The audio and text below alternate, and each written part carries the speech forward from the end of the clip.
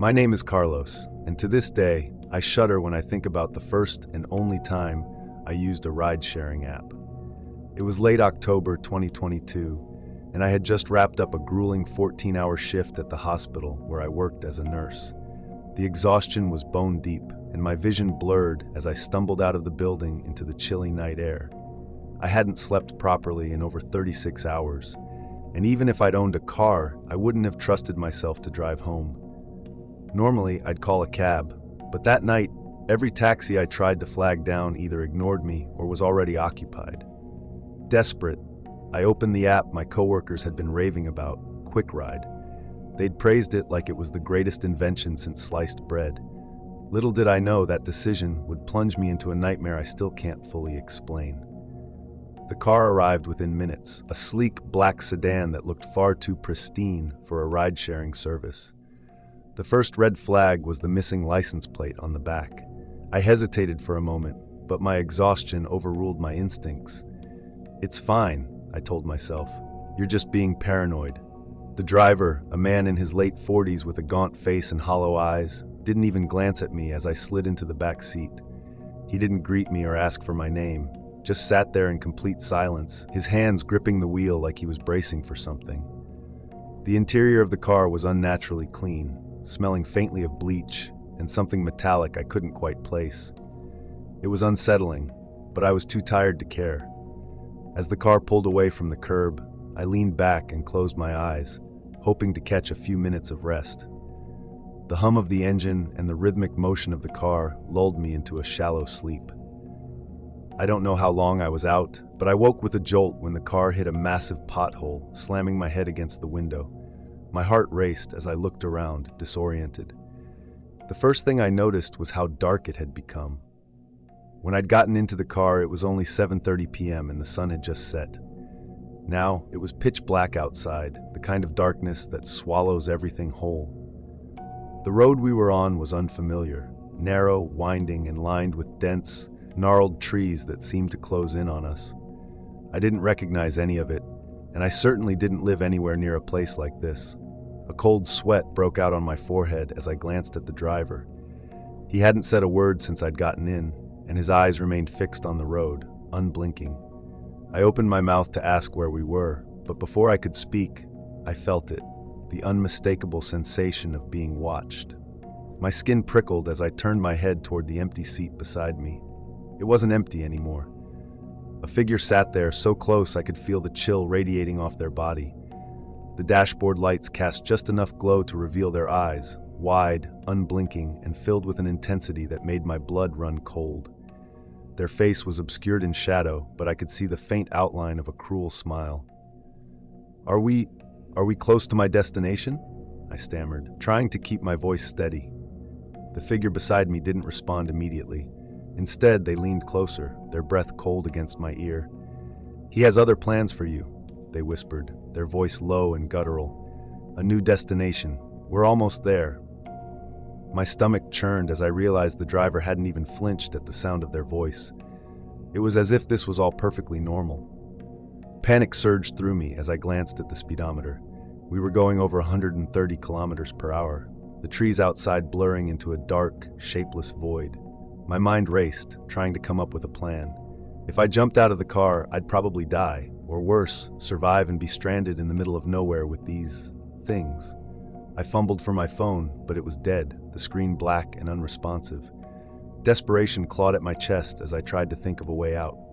I need to use the bathroom," I blurted out, my voice trembling. "Could we make a quick stop?" Neither the driver nor the figure beside me acknowledged me. The silence was deafening, broken only by the hum of the engine and the occasional creak of the car's suspension. Then the figure spoke again, their voice dripping with malice. "The others are waiting for you. When it's over, he will welcome you." I didn't want to know who he was. At that moment, a pair of headlights appeared in the distance, growing brighter as they approached. For a brief second, the interior of the car was illuminated, and I got a clear look at the figure beside me. My breath caught in my throat. Their face was a patchwork of stitches, the skin pulled taut in unnatural directions. Their eyelids were sewn shut, but somehow I could still feel their gaze burning into me. They looked like something out of a nightmare, a grotesque mockery of a human being. "You came with us for a reason," they said, their voice echoing in my ears. "He'll make you like us. You'll see." Before I could respond, the car was bathed in flashing red and blue lights. A police cruiser had pulled us over. Relief flooded through me, but it was short-lived. The officer approached the car, his flashlight cutting through the darkness. "Good evening," he said, his tone calm but firm. "Do you know why I pulled you over?" The driver didn't answer, his expression blank. "You were speeding," the officer continued, "and your headlights are out. That's dangerous, especially on a road like this." My heart pounded as I locked eyes with the officer. I tried to convey my terror without saying a word, silently pleading for him to realize something was wrong. He studied me for a moment, then turned his attention back to the driver. "Hey, I know you," he said, his voice hardening. "There's a warrant out for your arrest. Step out of the car." The driver didn't move, but the officer opened the passenger door and gestured for me to get out. I practically fell out of the car, my legs shaking so badly I could barely stand. The officer handcuffed the driver and led him to the cruiser, but I couldn't shake the feeling of being watched. I glanced back at the car and saw the stitched figure still sitting there, their head tilted at an unnatural angle, their sewn-shut eyes somehow fixed on me. A chill ran down my spine as the officer guided me into the back of the cruiser. "You're safe now," he said, but I didn't feel safe, not even close. As we drove away, I kept my eyes on the black sedan. It didn't move, not even an inch, even as we disappeared into the distance. The officer didn't say much during the ride, but when we reached my apartment, he offered to keep an eye on the place for the night. I agreed, though I knew no amount of vigilance could erase the memory of those stitched eyes or the chilling words, "He'll make you like us." I didn't sleep that night. I couldn't. Every creak, every shadow sent me into a panic. To this day, I don't know who or what those people were or what they wanted with me. I never use Quick Ride again, and I urge anyone reading this to be cautious. If something feels off, trust your instincts. And whatever you do, don't fall asleep in the car. You might not wake up the same, or worse, you might not wake up at all.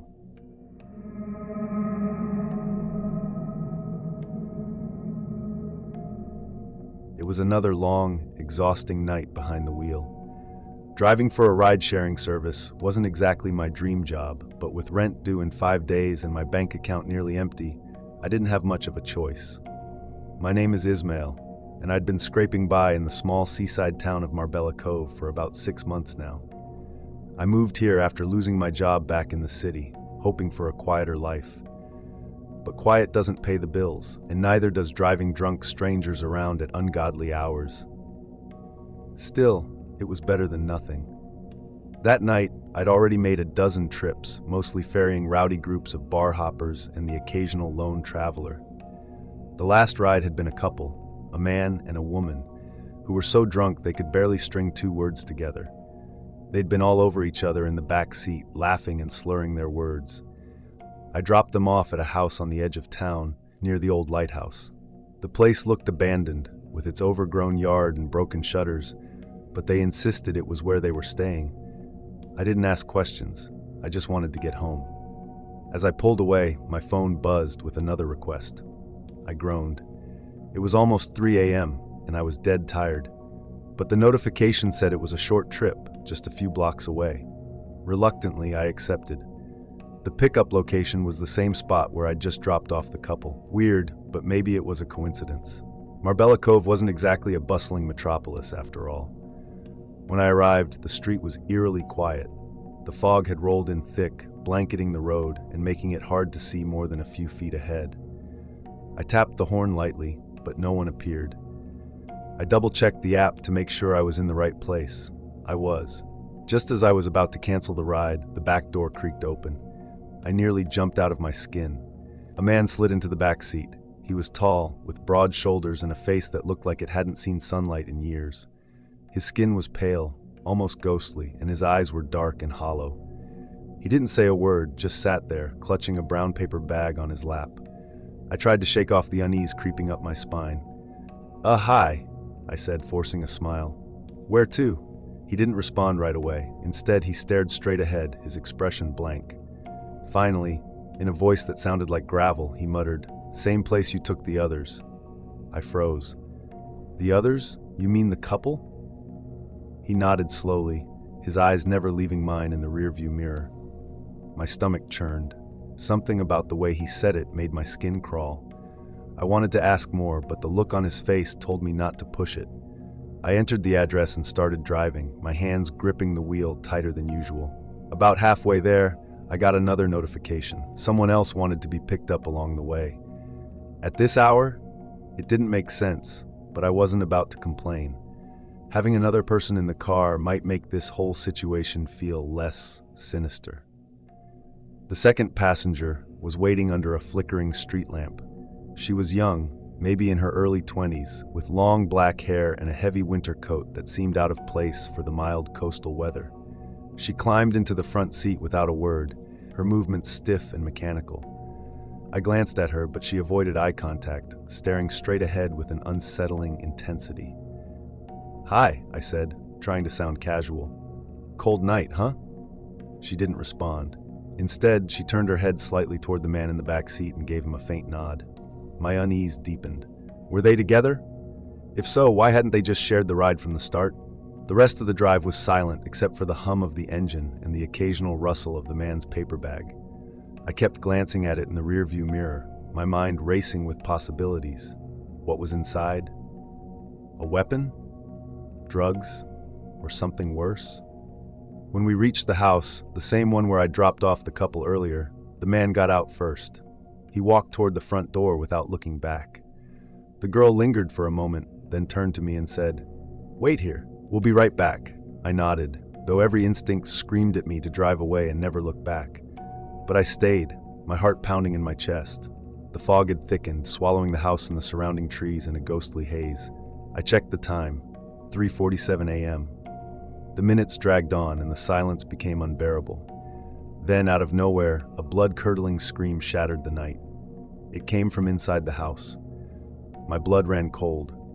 I fumbled for my phone, my hands shaking as I dialed 911. Before I could hit call, the girl appeared at my window, her face pale and her eyes wide with panic. "Help," she cried, banging on the glass. "He's hurt. There's so much blood." I hesitated, torn between the urge to help and the overwhelming sense of dread. Against my better judgment, I got out of the car and followed her to the house. The front door was ajar, and the smell of iron hit me as soon as I stepped inside. The living room was a nightmare. The couple I dropped off earlier was sprawled on the floor, their bodies mutilated beyond recognition. Blood pooled beneath them, staining the wooden floorboards. The man was standing over them, holding a bloodied knife. He turned to me, his expression eerily calm. "You shouldn't have come," he said, his voice low and menacing. I stumbled backward, tripping over my own feet. The girl was nowhere to be seen. I scrambled to my feet and bolted for the door, but it slammed shut before I could reach it. The man advanced slowly, the knife glinting in the dim light. I backed into a corner, my mind racing. There had to be another way out. I spotted a narrow hallway and made a run for it, my heart pounding in my ears. The man's footsteps echoed behind me, steady and deliberate. I burst into a room at the end of the hall and locked the door, though I knew it wouldn't hold him for long. I looked around desperately for a weapon, anything to defend myself. All I found was an old, rusted pipe leaning against the wall. I grabbed it and braced myself. The door creaked open, and the man stepped inside, his eyes locked on mine. I swung the pipe with all my strength, catching him in the side of the head. He staggered but didn't fall. Panic surged through me as he lunged, the knife slicing through the air. I ducked and swung again, this time hitting him square in the jaw. He dropped the knife and collapsed to the floor, unconscious. I didn't waste a second. I ran out of the room and down the stairs, my legs trembling with every step. The front door was still shut, but I threw my weight against it until it gave way. I stumbled outside, gasping for air, and collapsed on the porch. The sound of sirens filled the night, growing louder with each passing second. When the police arrived, they found me covered in blood, barely able to speak. They searched the house but found no trace of the man or the girl. The couple's bodies were there, but the killers had vanished without a trace. I spent hours at the police station recounting the night's events over and over. They didn't believe me at first. How could they? It sounded like something out of a horror movie, but the evidence was there. The blood, the knife, the couple's bodies. Still, no one could explain how the man and the girl had disappeared so completely. In the weeks that followed, I couldn't shake the feeling that I was being watched. Every shadow seemed to move. Every sound made me jump. I stopped driving for the ride-sharing service and avoided that part of town altogether. But the nightmares didn't stop. I kept seeing the man's hollow eyes, the girl's blank stare, the blood-soaked room. Then, a month later, I saw her again. She was standing on the side of the road, her coat billowing in the wind, her eyes fixed on me as I drove past. I didn't stop. I couldn't. But I knew deep down that this wasn't over. Whatever or whoever they weren't done with me yet.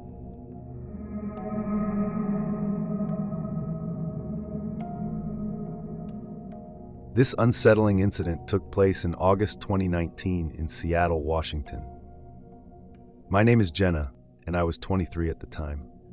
Looking back, I know I made some reckless decisions that night, but the experience has since made me hyper-aware of my surroundings and far more cautious, sometimes to the point of paranoia. It was a Friday evening, and I had gone out with a group of friends to a popular club in the Capitol Hill neighborhood. We were celebrating a friend's birthday, and I had been drinking heavily. By midnight, I was completely wasted.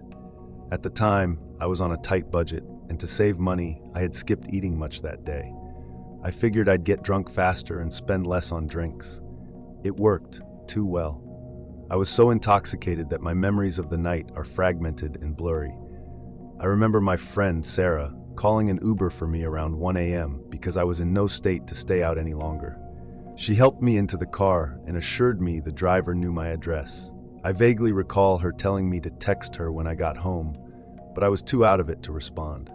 The Uber driver introduced himself as Mark. He seemed friendly enough at first, asking how my night had been and making small talk. I was barely coherent, mumbling responses and mostly staring out the window. At one point, he asked if I smoked. I don't even remember how I answered. Maybe I nodded or said something vague, but he took it as a yes. He offered me a joint, and that's when I started to feel uneasy. I told him I was exhausted and just wanted to get home, but he kept insisting, saying it would help me relax. Then things took a turn. He mentioned he had to cancel the ride to make this work because he couldn't technically give me anything while on the job. My brain was foggy, but alarm bells started ringing. Before I could protest, he canceled the trip and pulled over. We were in an industrial area near the Duwamish River, a part of the city that's eerily quiet at night. The streets were deserted, lined with empty warehouses and dimly lit parking lots. There was no one around. I felt a wave of panic. I wasn't in an Uber anymore. I was alone in a car with a stranger who had just canceled the ride and stopped in the middle of nowhere. My phone was dead, and I had no way to call for help. He handed me the joint, and I pretended to take a puff, but I didn't inhale.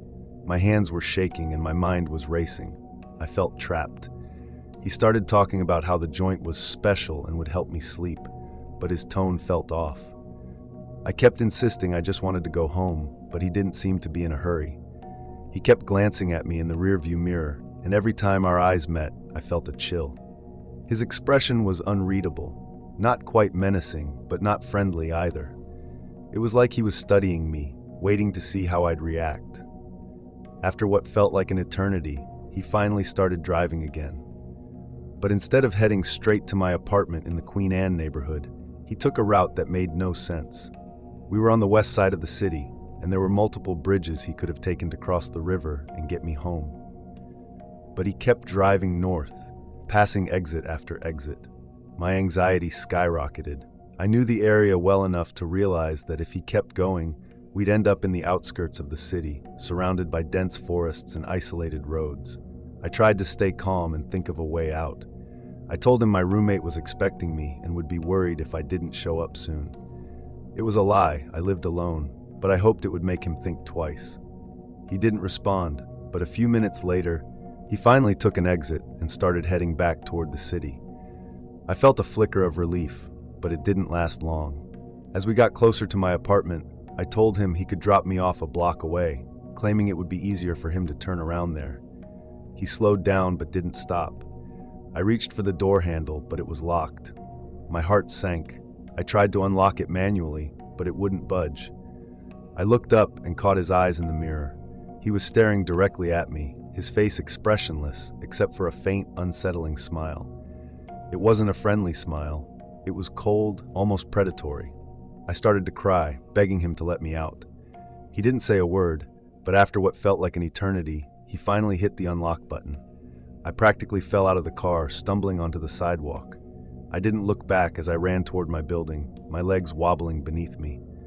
When I got inside, I collapsed on the floor, shaking and sobbing. The next morning, I tried to convince myself I had overreacted. Maybe he was just a weird guy who didn't understand boundaries. Maybe I had misinterpreted his actions. But deep down, I knew something was off. The way he looked at me, the way he deliberately took the long route, the way he locked the doors, it all felt calculated. I thought about reporting him to Uber, but I was too embarrassed and scared. What if he found out? What if he came back? The experience left me deeply shaken. For weeks, I couldn't shake the feeling of vulnerability I had felt in that car. I kept replaying the night in my head, wondering what could have happened if I hadn't managed to get out. It also made me think about how easily trust can be exploited. I remembered reading about Ted Bundy, how he would pretend to need help to lure his victims. This guy wasn't Bundy, but what if he had been? What if he had worse intentions? I never told anyone the full story until now. It's been years, but I still get nervous every time I get into a rideshare alone. I always double-check the driver's details, share my trip with friends, and make sure my phone is fully charged. That night changed me. It made me realize how quickly a situation can turn dangerous, and how important it is to trust your instincts, even if it feels like you're overreacting. Because sometimes the difference between safety and disaster is just a split-second decision.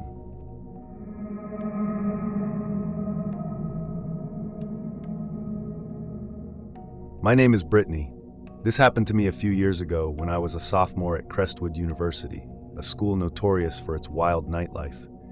The campus was surrounded by a strip of bars and clubs, all packed with students every weekend.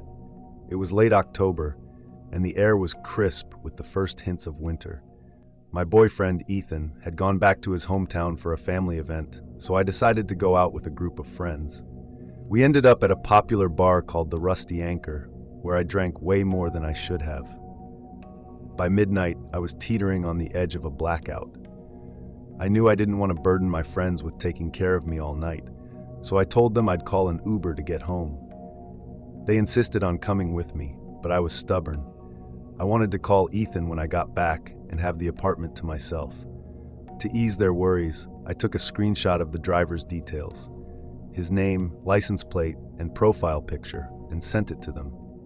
The driver's name was Marcus, and his car was a black sedan. When Marcus arrived, I waved goodbye to my friends and got into the car. The bar strip was still buzzing with life, and the street was lined with Ubers and taxis. It was around 1:30 a.m., and the bars were starting to close, so the area was chaotic. As we drove away, I noticed Marcus glancing at me in the rearview mirror more often than I'd like. He was in his late 30s with a scruffy beard and a friendly smile, but something about his demeanor made me uneasy. We started talking, and he seemed genuinely interested in my life. I told him I was studying literature and that I worked part-time tutoring international students. He shared that he had moved to the country a decade ago and had struggled to learn English. "It's inspiring to hear about young people like you," he said, his voice warm, but his eyes lingering a little too long on mine. About 10 minutes into the ride, I realized we had passed my apartment building. I pointed it out politely, and he apologized, saying he'd missed the turn. But instead of turning around immediately, he took a longer route, weaving through dimly lit side streets. My heart started to race. I told myself I was overreacting. Maybe he was just unfamiliar with the area. But when he missed the turn again, I firmly told him to let me out. He seemed offended, as if I'd insulted him. "I'm just trying to get you home safely," he said, his tone suddenly colder. By then, it was almost 2:30 a.m., and the streets were deserted. The car felt smaller, the air heavier. I tried to open the door, but it was locked. My stomach churned as I realized I was trapped. "Let's grab a coffee," he suggested, his voice softening again. "You seem like you could use it." I forced a laugh and told him I was exhausted and just wanted to sleep. He didn't respond, and the silence was suffocating. When we finally pulled up to my building, I reached for the door again, but it still wouldn't open. "We should talk a little longer," he said, his eyes locking onto mine in the rearview mirror. "You're interesting. I don't meet many people like you." My mind raced.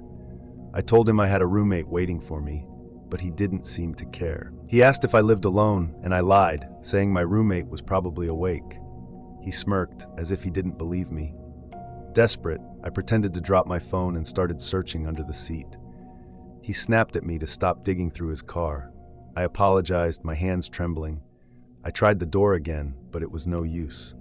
He leaned back in his seat and said, "You know, you're not like other girls. Most people don't appreciate a good conversation." I forced a smile and nodded, trying to keep him calm. Then he asked if I had a boyfriend. I hesitated but told him yes, hoping it would deter him. Instead, he got angry. "Why would he let you go out alone?" he demanded. "What kind of man does that?" I stammered something about Ethan being out of town, and he shook his head in disgust. "You deserve better," he said, his voice low and intense. The next hour was a blur. He kept me in the car, asking personal questions and refusing to let me leave. He insisted on holding my hand, and when I pulled away, he looked hurt. "I'm just trying to be nice," he said, his tone shifting between anger and sweetness. I felt like I was walking on a tightrope, trying not to set him off. At one point, he took my phone and deleted Ethan's contact information. "You don't need him," he said, typing his own number into my phone. "Call me if you ever want to talk." I nodded, too scared to argue. Finally, around 4 a.m., he unlocked the doors and let me out. "Be careful out there," he said, his voice dripping with false concern. "Not everyone is as nice as me." I ran to my building, my legs shaking with every step. I didn't go straight to my apartment. Instead, I hid in the stairwell, watching through the window to make sure he drove away. When I was sure he was gone, I sprinted to my door and locked it behind me. I called Ethan, crying as I told him what had happened. He urged me to report it to Uber, but I was too scared. What if Marcus came back? He knew where I lived. To this day, I can't bring myself to use Uber alone. I always make sure to sit in the back seat, keep my phone in hand, and share my ride details with someone I trust. That night taught me how quickly a situation can turn dangerous, even when everything seems fine at first. Please, if you're ever in a similar situation, trust your instincts. Don't be like me.